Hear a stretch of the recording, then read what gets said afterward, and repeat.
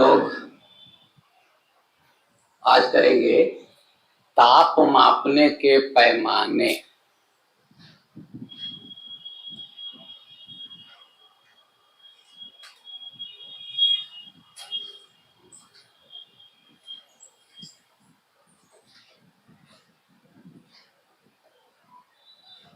ताप मापने के पैमाने, स्केल्स ऑफ टेम्परेचर मेजरमेंट।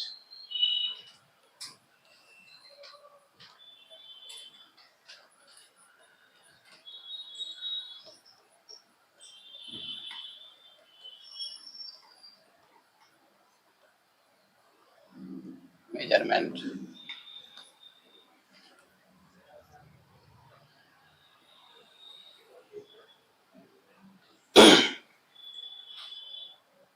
देखो, ये जो स्केल है, पैमाना, ये बता दो ताप मापने के कितना पैमाना से परिचित हो? मोटा मोटा तो जानते हो कि भाई सेल्सियस पैमाना होता है एक।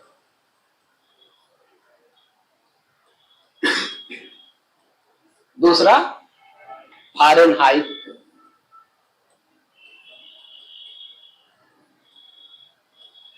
फ़ारेनहाइट पैमाना। तीसरा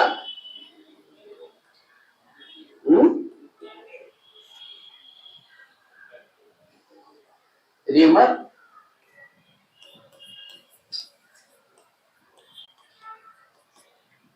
और केल्विन पैमाना।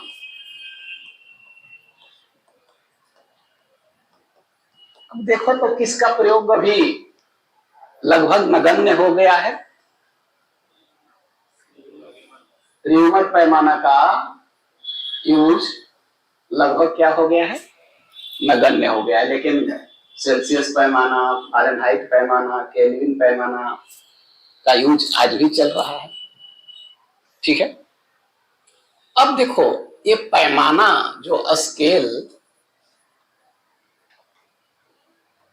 जो ताप मापने के पैमाना कैसे बनाया गया है, इसको समझ लो।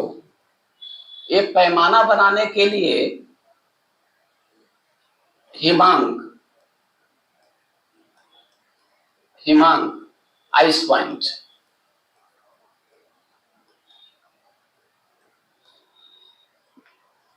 और भाप पॉइंट, हिमांक और भाप बिंदु, ठीक है। भाप बिंदु, भाप बिंदु कब होता है? कितना डिग्री सेल्सियस पर भाप बनने लगता है? 100 डिग्री सेल्सियस पर स्टीम पॉइंट।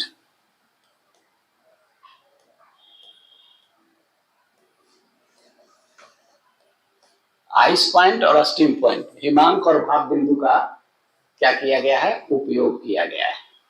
जैसे हम समझें,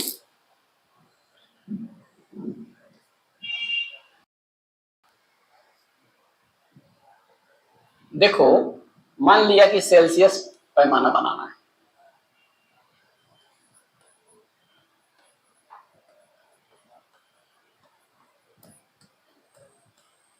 सेल्सियस पैमाना बनाना है, तो सेल्सियस पैमाना बनाने के लिए क्या क्या लेंगे? हिमांक लेंगे।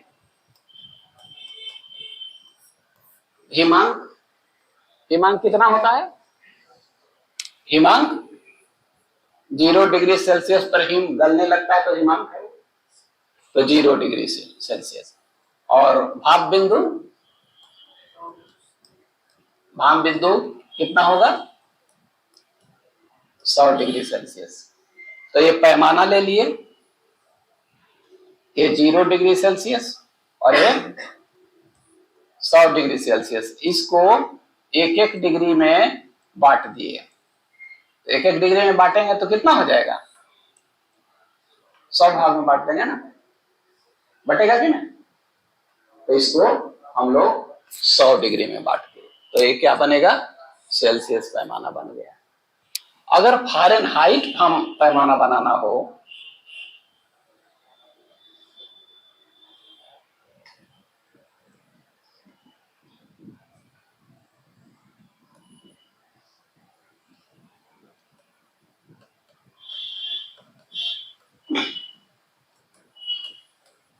फारेनहाइट पैमाना बनाना हो तो हिमांक इसमें होता है 32 डिग्री फारेनहाइट पे, और भाप बिंदु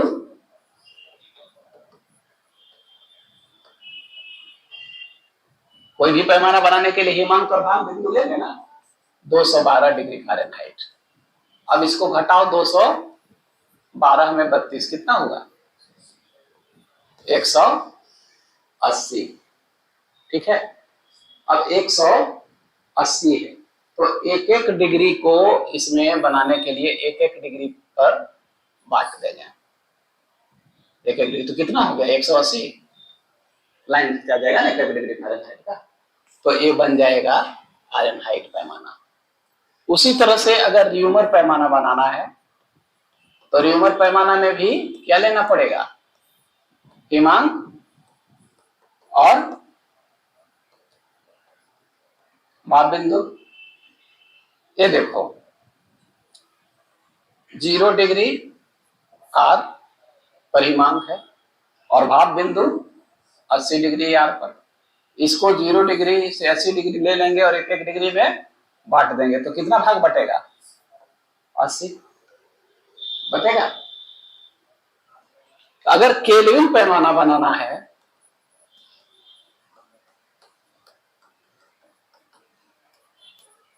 तो हिमांक और भाप बिंदु ले लेंगे। ठीक है, ये हिमांक कितना डिग्री पर होता है, कितना केल्विन पर होता है 273 केल्विन। देखो जब केल्विन लिखा जाएगा तो डिग्री नहीं लिखा जाएगा, डिग्री केल्विन नहीं होता है, 273 केल्विन। और भाप बिंदु 373 केल्विन, कितना का अंतर है 100 का, तो एक एक डिग्री का क्या करेंगे बांट देंगे। ठीक है, इसको बांट देंगे तो ये बन जाएगा क्या पैमाना, केल्विन पैमाना, फारेनहाइट पैमाना, र्यूमर पैमाना, ऐसे करके ये पैमाना बन गया। ठीक है, अब पैमाना को इक्वेट करने के लिए एक सूत्र अगर बनाए, हम एक सूत्र बनाए तो देखो हम लिखते हैं ना C माने सेल्सियस पैमाना है, C -0 बटा 100। ठीक है, बराबर क्या हो जाएगा F। ये देखो हिमांक बिंदु लिखा हुआ है F -32 बटा 180 भाग में बांटा थे 180। तीसरा R -0 बटा 80 केल्विन में K -273 बटा 100। देखो यह सूत्र बन गया है। अब इक्वेट करके जो निकालना होगा उसको हम निकालते रहेंगे। तो सबसे पहले यह लिखिए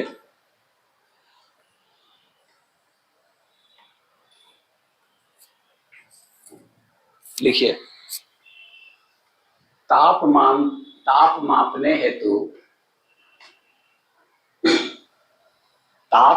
हेतु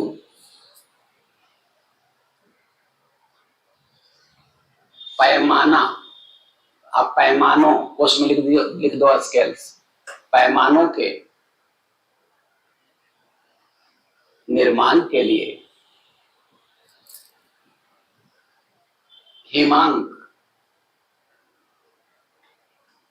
हिमांक आइस पॉइंट, हिमांक तथा भाप बिंदु स्टीम पॉइंट, भाप बिंदु का उपयोग किया जाता है।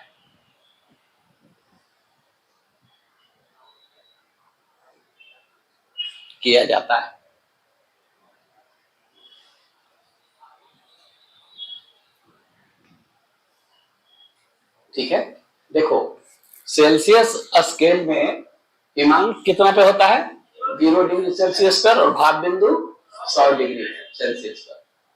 इसीलिए ये जो सेल्सियस स्केल होता है वो 0 डिग्री सेल्सियस से 100 डिग्री सेल्सियस में विभाजित होता है 1 डिग्री में। तो लिख लो सेल्सियस पैमाना।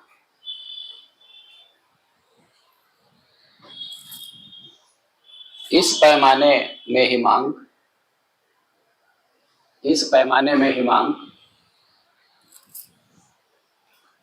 0 डिग्री सेल्सियस तथा भाप बिंदु 100 डिग्री सेल्सियस होता है।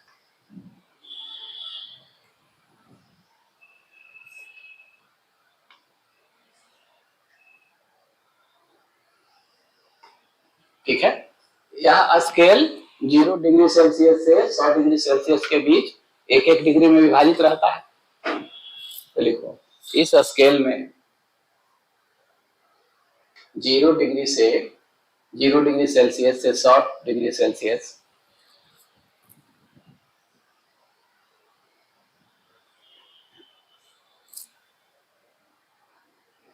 एक डिग्री में विभाजित होता है।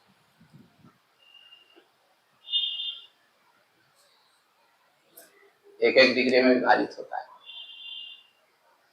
और ऐसे बना दो, याद रहेगा।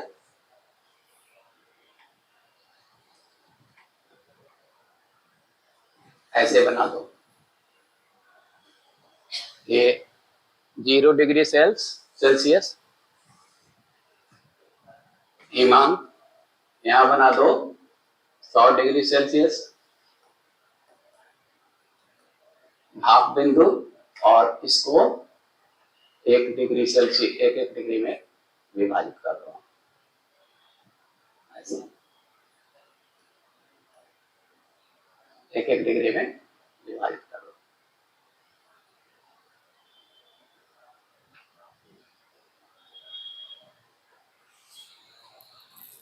यहाँ नीचे लिख दो सेल्सियस स्केल।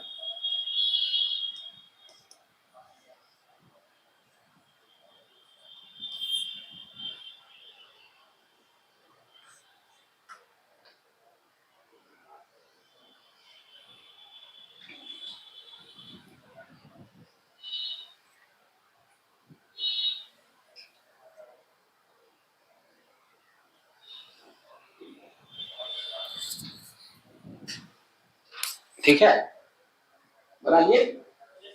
अब फारेनहाइट स्केल लो।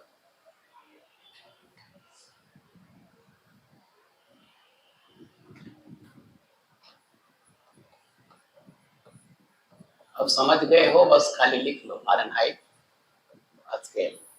बना दो ऐसे। यहाँ पे हिमांक 32 डिग्री है,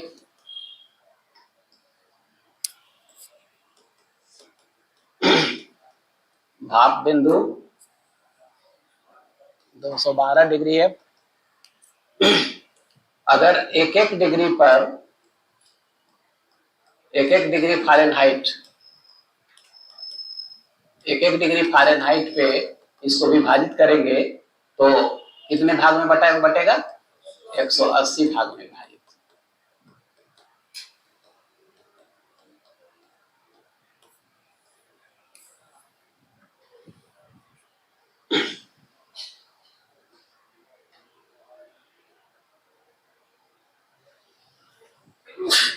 उसी तरह से र्यूमर पैमाना ले लो।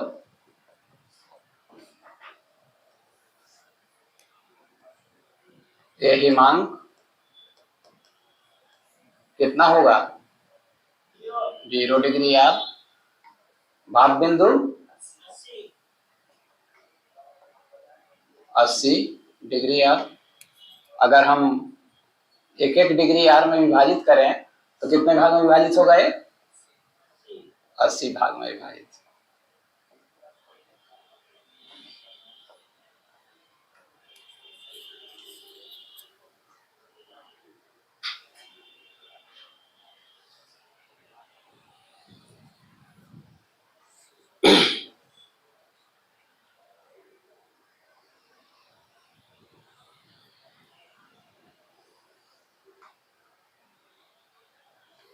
80 भाग में विभाजित।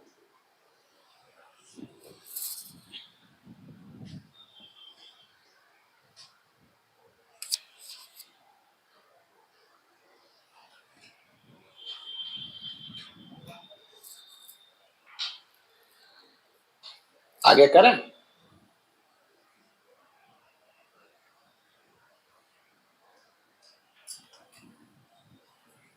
देखो केल्विन पैमाना अगर बनाना होगा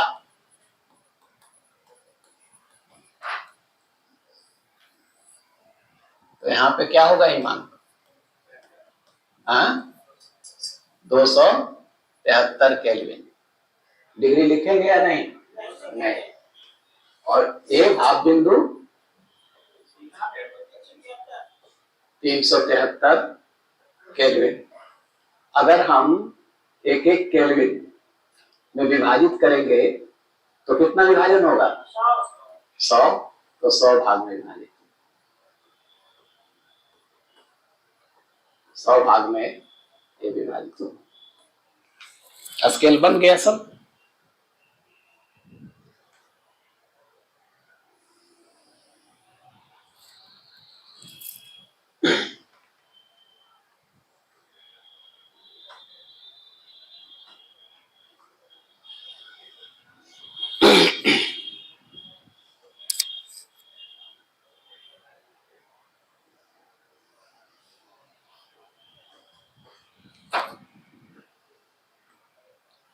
अब देखो पैमानों को एक दूसरे में परिवर्तित करने के सूत्र।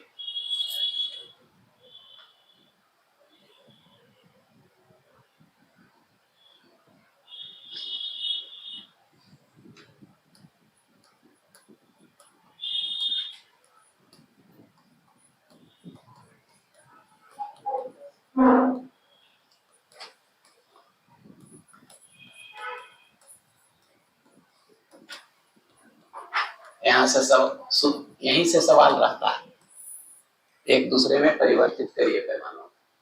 ठीक है, कैसे करेंगे? देखो कैसे करेंगे। इसमें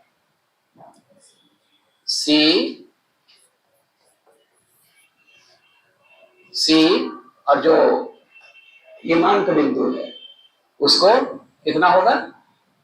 0। और नीचे कितने भाग में डिवाइड किए थे स्केल को? 100। दूसरा F फ़ारेनहाइट है तो इसका हिमांक कितना था? 32। कितने भाग में विभाजित किए थे? तो 180। र्यूमर स्केल में कितने भाग में?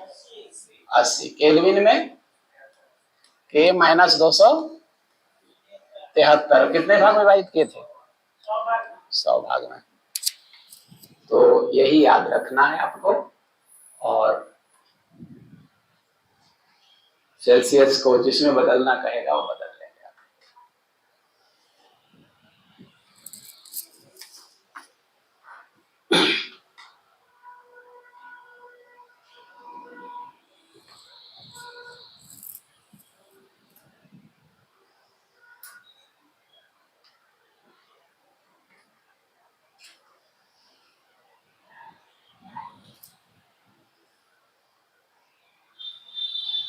देखो एक सवाल पूछा करता है, बहुत बार पूछा है,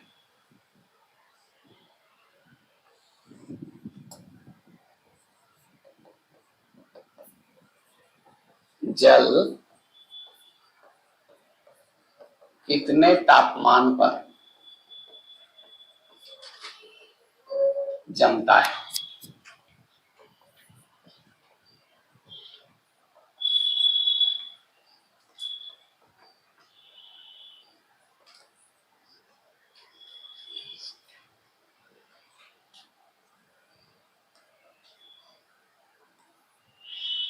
ये आया हुआ प्रश्न है।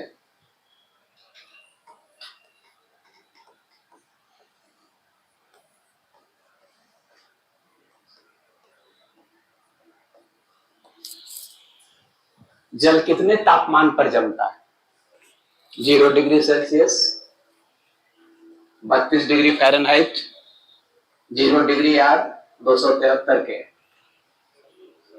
क्या होगा आंसर?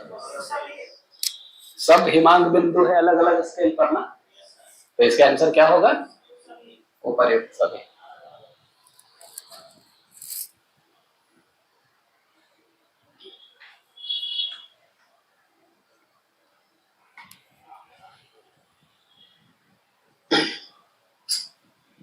दूसरा सवाल पूछ दिया करता है कि कमरे का सामान्य ताप, रूम टेम्परेचर, कमरे का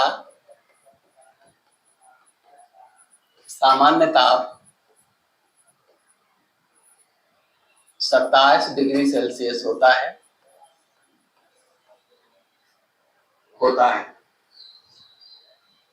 तो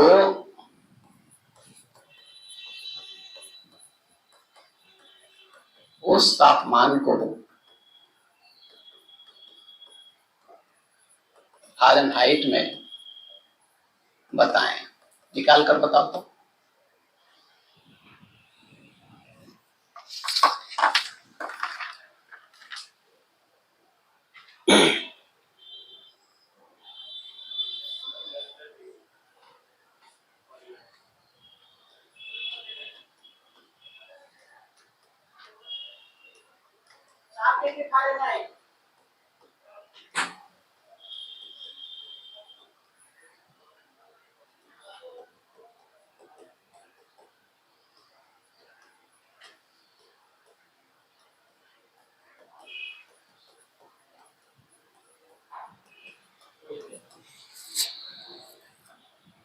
निकाल कर बताओ।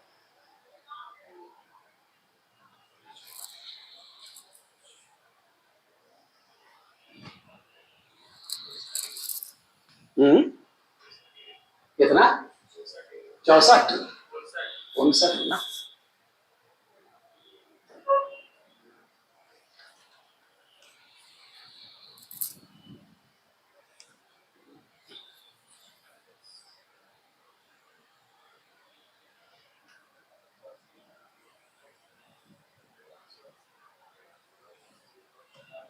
क्या करेंगे इसके लिए?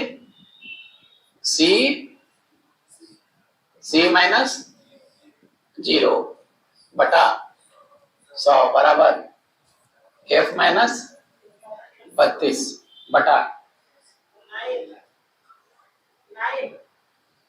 9 180। ठीक है, यही था ना। अब देखो यह कितना है? कमरे का तापमान 27 डिग्री, F माइनस 32 बटा 180। अब देखो 27 गुना 180 बटा 100 बराबर F माइनस 32। अब देखो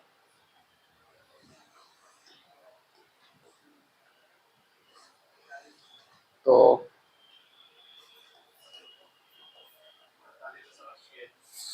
48.6 आ रहा है। ठीक है, तो 48.6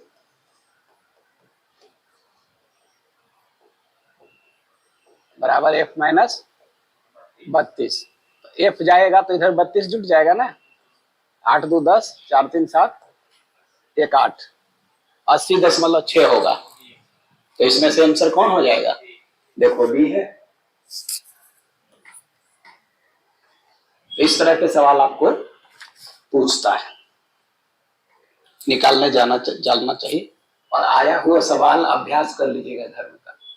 जैसे ही अभ्यास करिएगा कहीं भी आएगा बनाने।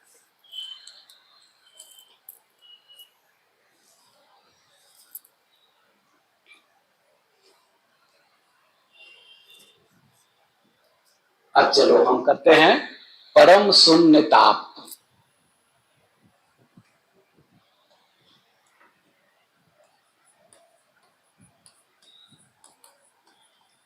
परम शून्य ताप,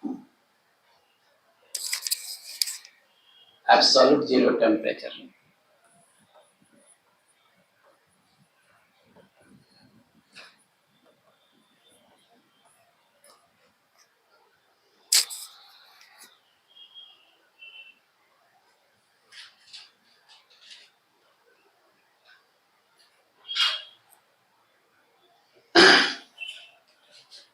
देखो, समझो, अगर सिद्धांततः हम देखें, सिद्धांततः अब देखें, हम देखें तो किसी भी पदार्थ का उच्चतम तापमान कुछ भी हो सकता है, जितना ज्यादा से ज्यादा हो सकता है उसका लिमिट नहीं है। लेकिन किसी पदार्थ का सैद्धांतिक रूप से आप देखेंगे कि न्यूनतम तापमान -273.15 डिग्री सेल्सियस से कम नहीं कर सकते, उससे ज्यादा टेम्परेचर होगा ही नहीं। तो जो न्यूनतम संभव तापमान है वो कितना होगा? -273.15 डिग्री सेल्सियस। यही जो न्यूनतम संभव तापमान है वही क्या कहलाता है? परम शून्य ताप। ठीक है, तो लिख लीजिए, सिद्धांततः या सिद्धांत रूप में, सिद्धांत रूप में अधिकतम ताप की कोई, सिद्धांत रूप में माने सिद्धांततः, सिद्धांत रूप में, थ्योरेटिकली सिद्धांत रूप में अधिकतम ताप की कोई सीमा नहीं होती,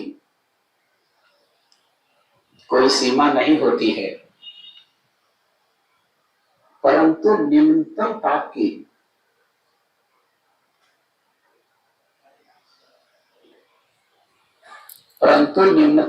की सीमा होती है।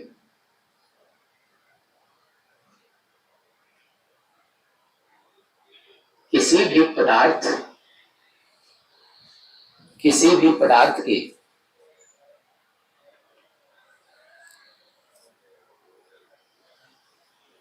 न्यूनतम तापमान, निम्नतम तापमान लिखो, न्यूनतम से अच्छा निम्नतम तापमान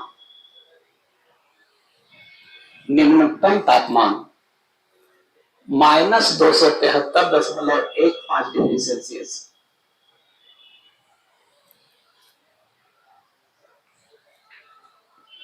-273.15 डिग्री सेल्सियस से कम नहीं हो सकता।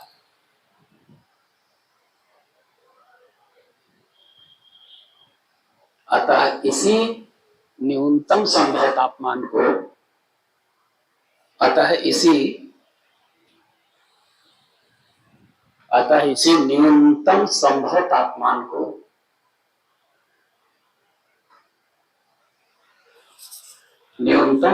तापमान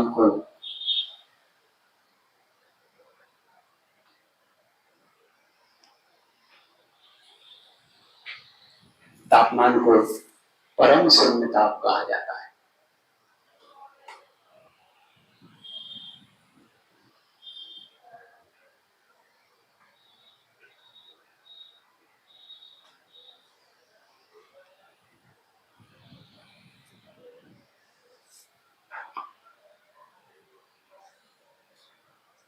ठीक है,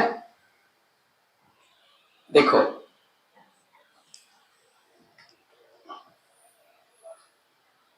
ये जो परम शून्य ताप है उसको हम केल्विन में बांटते हैं। तो देखोगे कि 0 के बराबर क्या हो जाएगा? -273.15 डिग्री सेल्सियस। तो लिख लो, -273.15 डिग्री सेल्सियस बराबर होगा 0 के।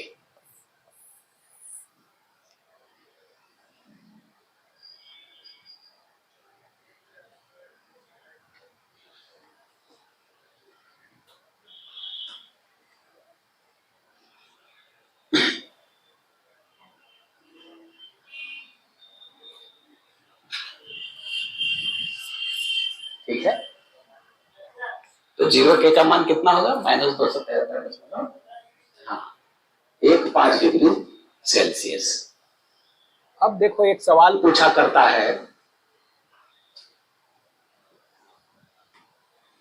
एक सवाल पूछा करता है कि परम शून्य तापमान पर जर्मेनियम कैसा व्यवहार करेगा?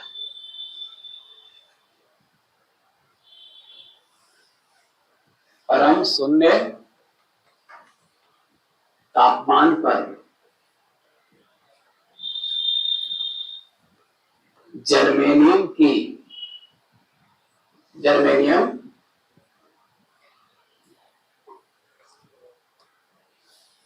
कैसा व्यवहार करेगा?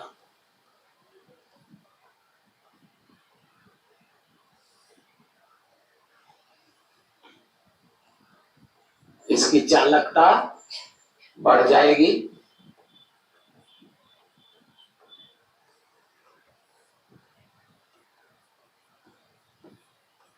चालकता घट जाएगी, चालकता बढ़ती घटती रहेगी,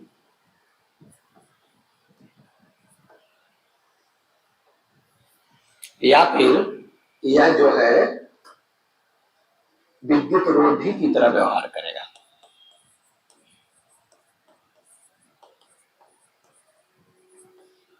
विद्युत रोधी मतलब इंसुलेटर।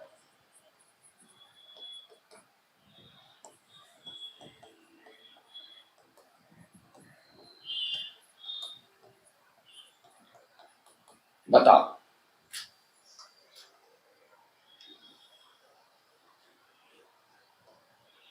बताओ।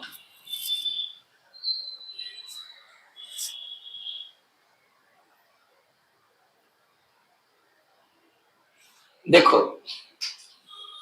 ये जर्मेनियम क्या है? अर्धचालक है,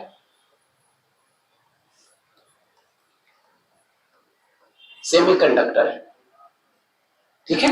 अब देखो, अर्धचालक की विशेषता होती है कि अगर तापमान में अगर हम वृद्धि करेंगे, तापमान में वृद्धि करने पर अर्धचालक की चालकता, अर्धचालक की चालकता, अर्धचालक की चालकता बढ़ जाती है। तो परम शून्य ताप क्या है? न्यूनतम तापमान है। इसका मतलब है कि तापमान हमने क्या किया है? कमाया है, घटाया है, तो चालकता क्या होगा? कम होगा। लेकिन परम शून्य ताप है, वहां चालकता एकदम से कम हो जाता है, और फिर आप देखेंगे कि जर्मेनियम विद्युत रोधी इंसुलेटर की तरह व्यवहार करने लगता है। बार बार पूछता है, कोई भी अर्धचालक होगा, उसको अगर परम शून्य ताप पर रखेंगे तो वो कैसा काम करने लगेगा? इंसुलेटर की तरह काम करने लगेगा। ये पूछा करता है। आंसर डी, और उसका एक्सप्लेनेशन लिख लीजिए नीचे।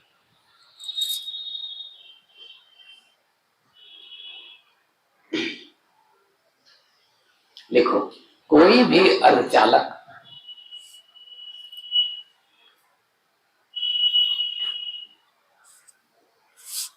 कोई भी अर्धचालक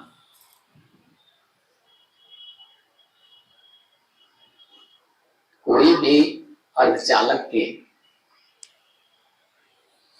अर्धचालक के तापमान में अर्धचालक के तापमान में वृद्धि करने पर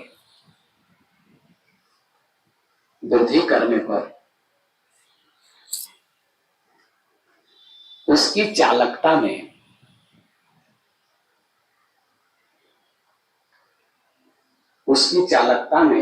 वृद्धि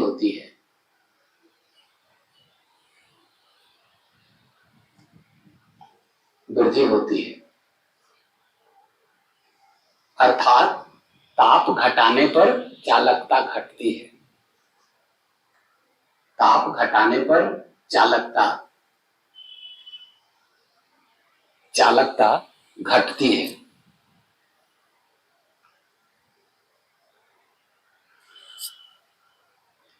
परम शून्य ताप पर, परम शून्य ताप पर कोई भी अर्धचालक, परम शून्य ताप पर कोई भी अर्धचालक विद्युत रोधी मतलब इंसुलेटर,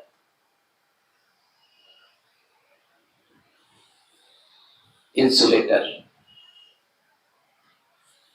इंसुलेटर की तरह व्यवहार करने लगता है,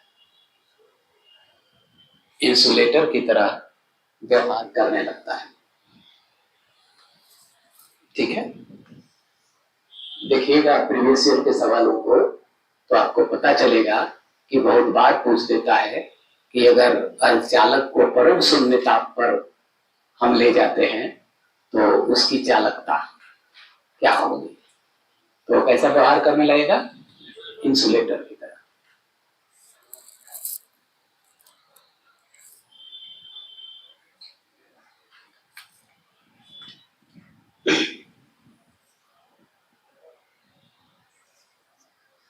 अब हम लोग देखते हैं विशिष्ट ऊष्मा।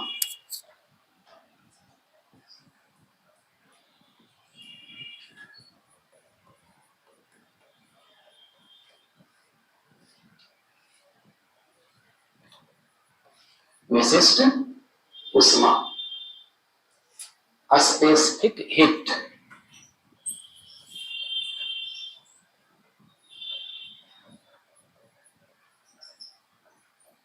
स्पेसिफिक हीट, विशिष्ट ऊष्मा।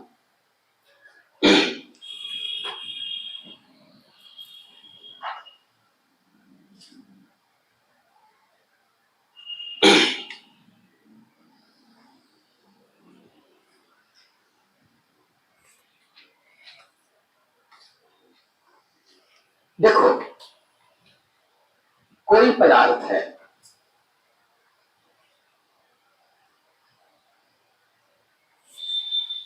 इसका, इस पदार्थ का एकांक द्रव्यमान ले लिए, एकांक द्रव्यमान। एकांक द्रव्यमान मतलब क्या, चाहे तो आप 1 केजी ले लीजिए, चाहे तो ग्राम में लेंगे तो 1 ग्राम मास ले लीजिए, उसका एकांक द्रव्यमान ले लीजिए। और इस एकांक द्रव्यमान को 1 डिग्री सेल्सियस तापमान बढ़ाना है, 1 डिग्री सेल्सियस तापमान बढ़ाना है। क्या करेंगे, इसमें हीट देंगे तो ऊष्मा देंगे, तो जितना ऊष्मा देने से 1 डिग्री सेल्सियस तापमान बढ़ जाएगा, वही ऊष्मा क्या कहलाएगा, विशिष्ट ऊष्मा कहलाएगा, स्पेसिफिक हीट कहलाएगा। ठीक है, अब अगर विशिष्ट, चलो पहले इसको लिख लो परिभाषा। किसी पदार्थ के, किसी पदार्थ के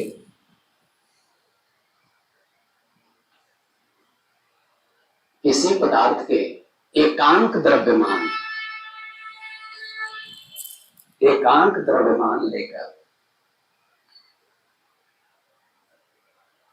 एकांक द्रव्यमान लेकर उसके तापमान,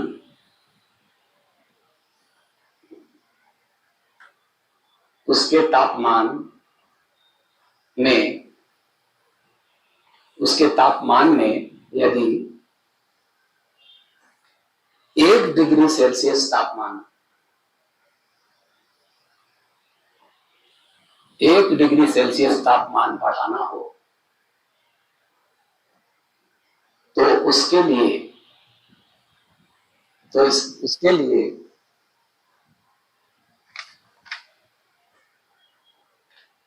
ऊष्मा की,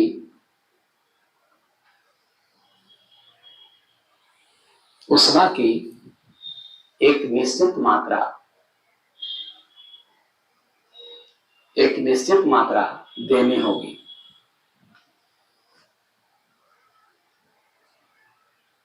उष्मा के वही निश्चित मात्रा, उष्मा के वही निश्चित मात्रा को विशिष्ट उष्मा कहा जाता है।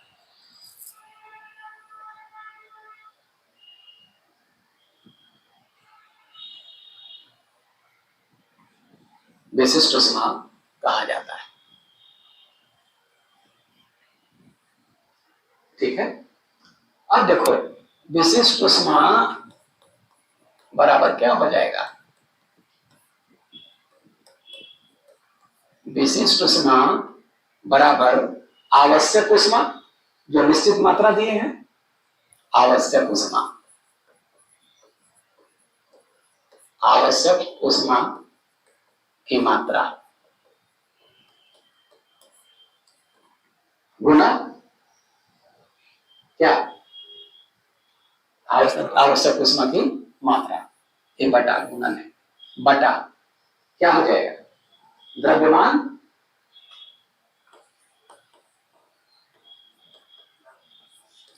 और फिर जो तापमान में वृद्धि हुई है डिग्री सेंटीग्रेड, ताप में वृद्धि, यही विशिष्ट उष्मा बराबर होता है।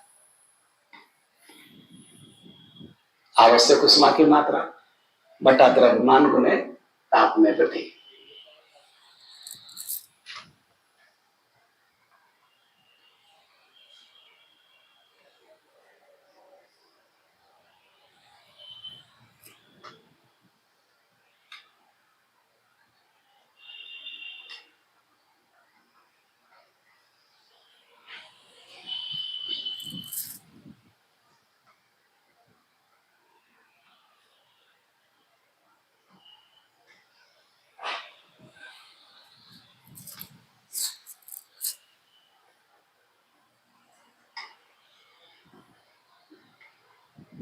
अब देखो बहुत बार जो यहां से सवाल पूछता है कि विशिष्ट उष्मा का मात्रक क्या होगा, तो विशिष्ट उष्मा का ऐसा ही मात्रक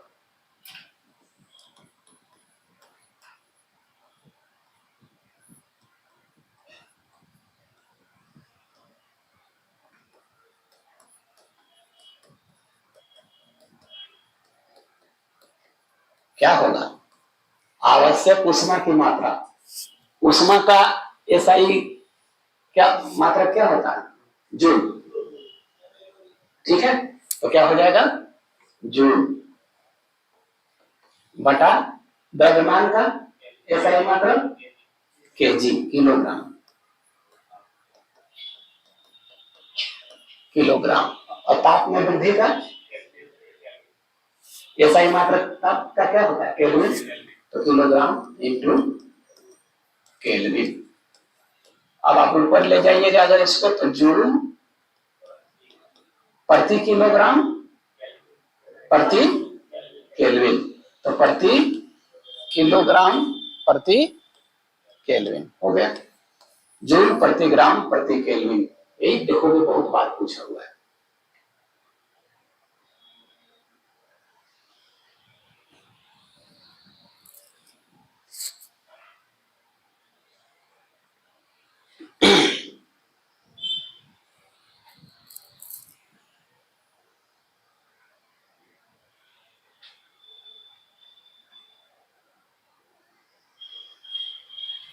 ठीक है, अगर विशिष्ट उष्मा का सीजीएस मात्रक निकालना हो तो क्या होगा? उष्मा कैलोरी, कैलोरी,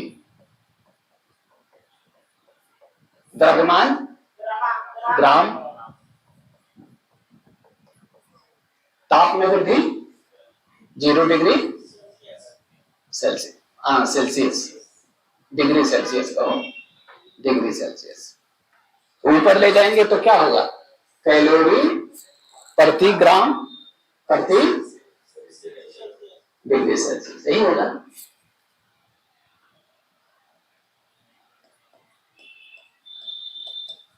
कैलोरी प्रति ग्राम प्रति डिग्री सेल्सियस। देखो यहां से सवाल पूछा जाता है।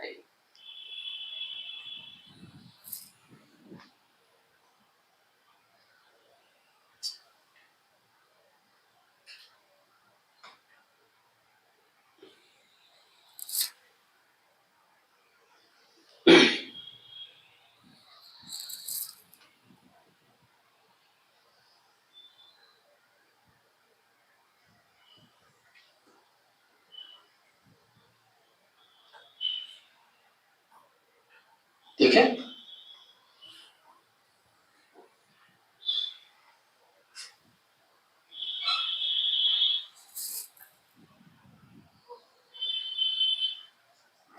ऐसे समझो, अगर जल है,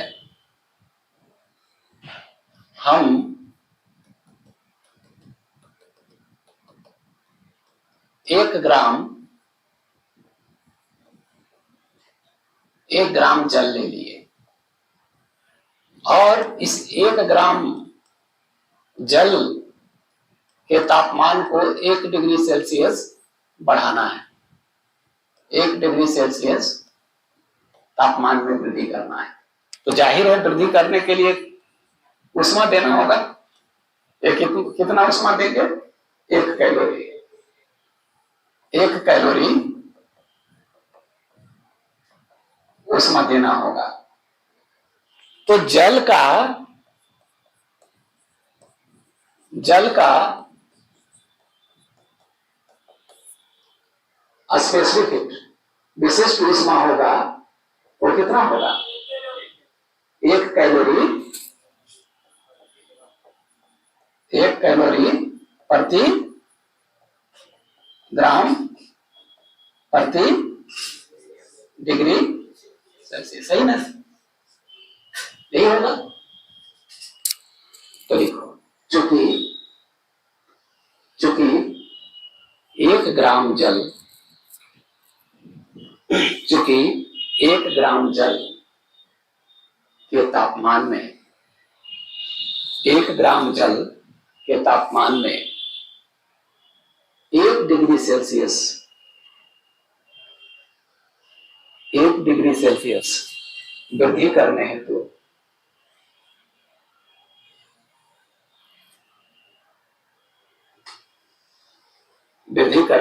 हेतु 1 कैलोरी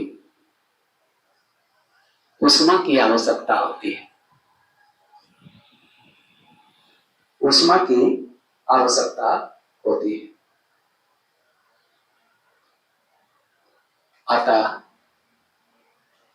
अतः जल के विशिष्ट उष्मा की मांग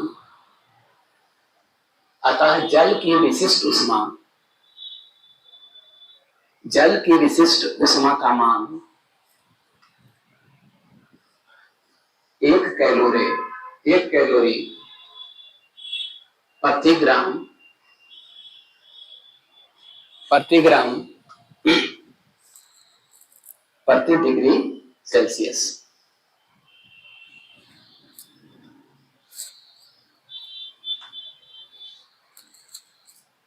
होता है।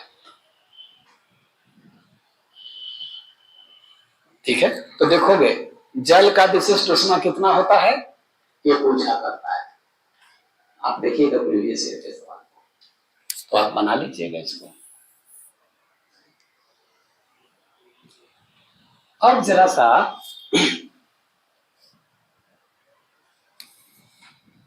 हम देखते हैं कुछ पदार्थों के विशिष्ट उष्मा को।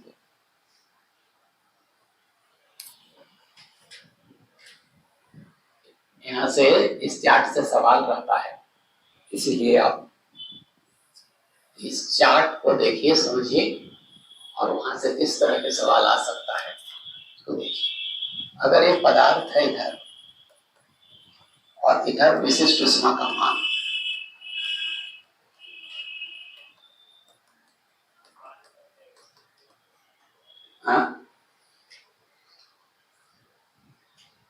विशिष्ट उष्मा का मान, तो देखो मान लिया हम जल लेते हैं, ठीक है। तो विशिष्ट ऊष्मा का मान इधर, ये विशिष्ट ऊष्मा का मान किसमें है? कैलोरी, कैलोरी प्रति ग्राम प्रति डिग्री सेल्सियस में। तो देखो जल का विशेष ऊष्मा कितना होगा? 1 कैलोरी प्रति ग्राम प्रति डिग्री सेल्सियस। जल बनाते चलो। Alcohol,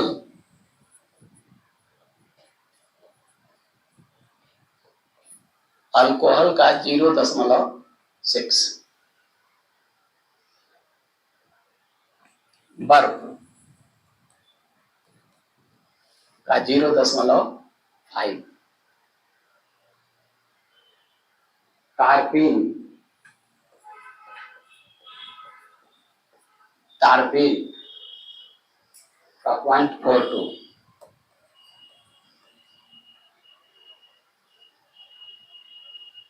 magnesium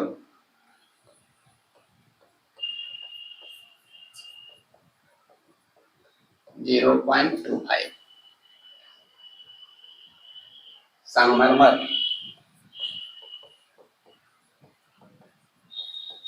0.21, aluminium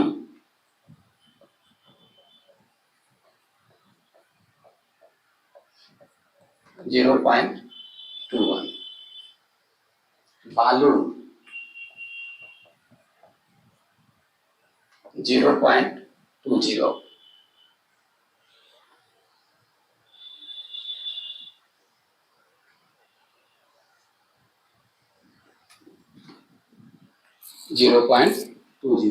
carbon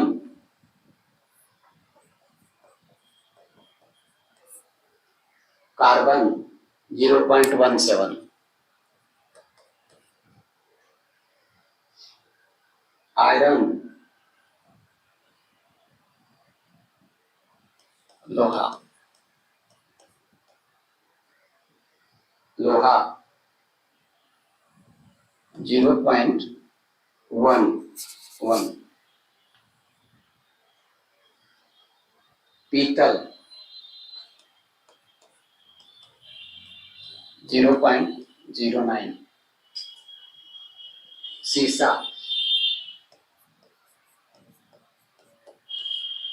0.03।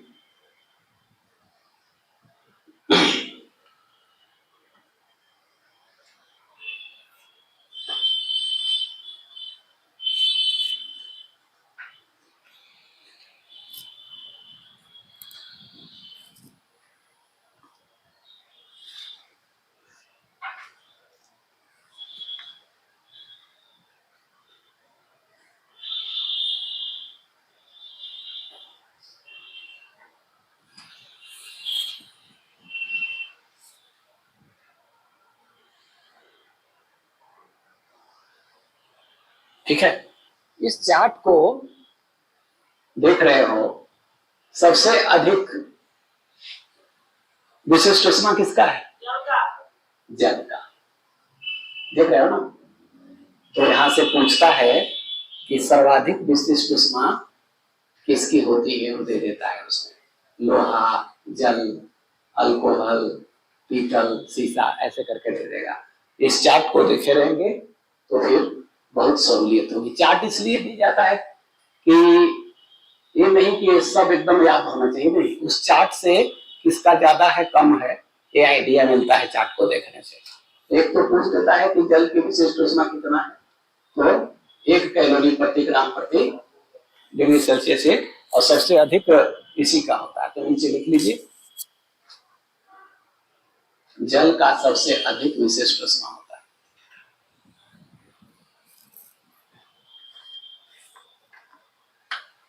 जल का सबसे अधिक विशिष्ट ऊष्मा होता है।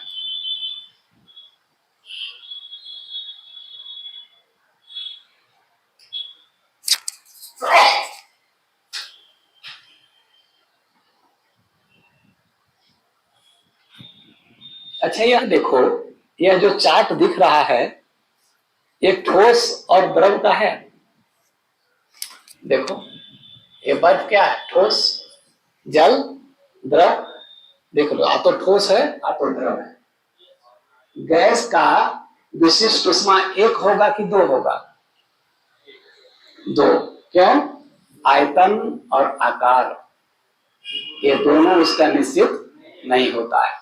तो एक बार निश्चित आयतन पर निकाला जाएगा विशिष्ट ऊष्मा, एक बार नियत, हाँ मतलब दाब पर, ठीक है ना। तो दो गैसों में दो एक प्रत्येक गैस का क्या होगा, दो विशिष्ट ऊष्मा होगी। तो जरा सा लिख लो गैसों की विशिष्ट ऊष्मा।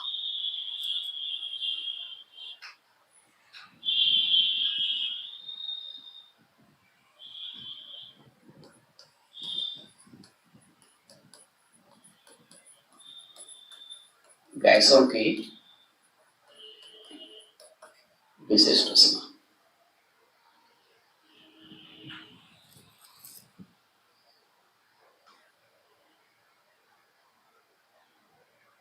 देखो चूंकि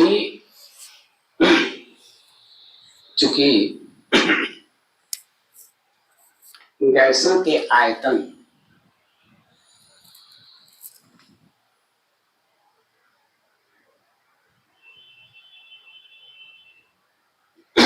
चूंकि गैसों के आयतन तथा आकार दोनों अनिश्चित होते हैं,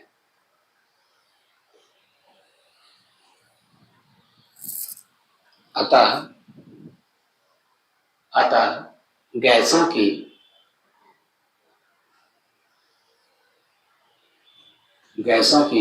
दो विशिष्ट ऊष्मा गैसों की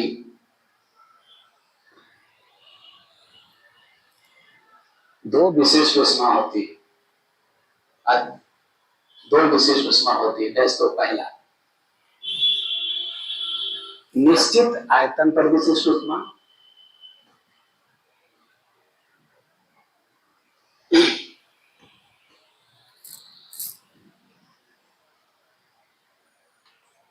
देखो विशिष्ट ऊष्मा को C से सूचित किया जाता है, तो C भी लिखा हुआ है, इसका मतलब क्या है, निश्चित वॉल्यूम पर निकाला गया विशिष्ट ऊष्मा।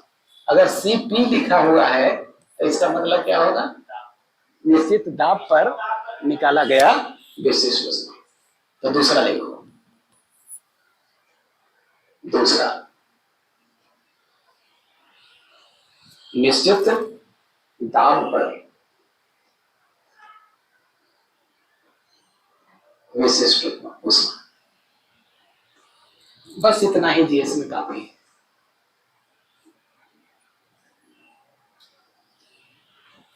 विशिष्ट ऊष्मा, ठीक है, इतना काफी है। आप प्रीवियस ईयर के जो आईएएस पीसीएस के सवाल आए हुए हैं घटना चक्र, उसको बनाइए। और लूसेंट में भी साइंस के जो सवाल है उसको बनाना चाहिए, उसको भी बना डालिए, क्लास के साथ साथ उसको बनाते जाइए, तो फिर क्लास का सही उपयोग होगा। इसलिए जरूर उसको बनाइए, फिर तो सवाल कुछ करवाएंगे भी और, ठीक है, अगले क्लास में।